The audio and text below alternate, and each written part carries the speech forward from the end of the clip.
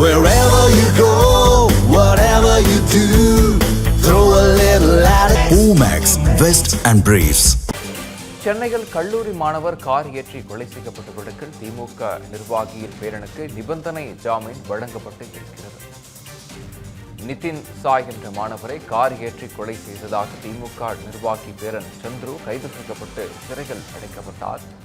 அவருக்கு தற்போது நிபந்தனை ஜாமீன் வழங்கப்பட்டு இருக்கிறது.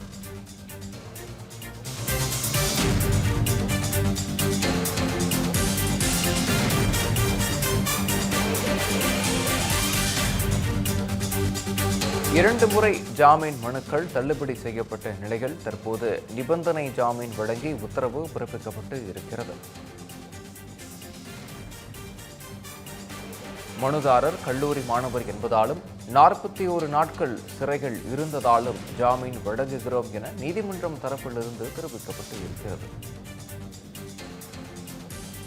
தினமும் காலை திருமங்கலம் காவல் நிலையத்தில் ஆஜராகி கையெழுத்திட வேண்டும் எனவும் கைதான சந்துருக்கு நிபந்தனை விதிக்கப்பட்டு இருக்கிறது.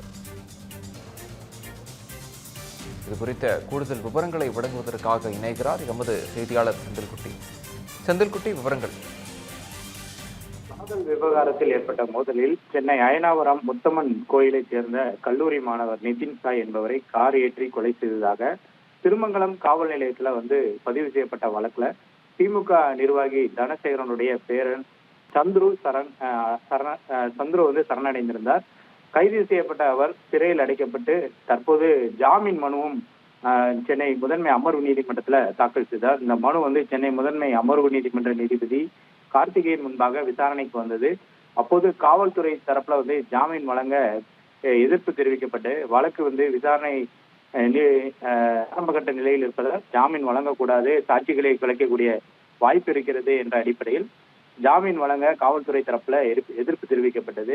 இதையடுத்து இந்த வாதங்களை கேட்ட நீதிபதி கல்லூரி மாணவர் என்பதையும் ஏற்கனவே 41 நாட்கள் சிறையில் அடைக்கப்பட்டுள்ளார் என்பதையும் கருத்தில் கொண்டு அவருக்கு நிபந்தனை ஜாமீன் வழங்குவதாக ஒரு உத்தரவை பிறப்பித்தார்.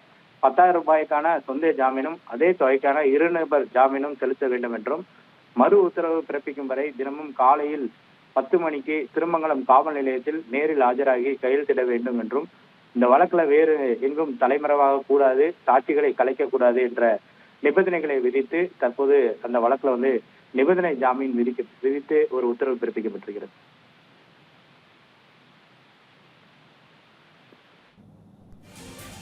விவரங்களுக்கு நன்றி செந்தில்குட்டி.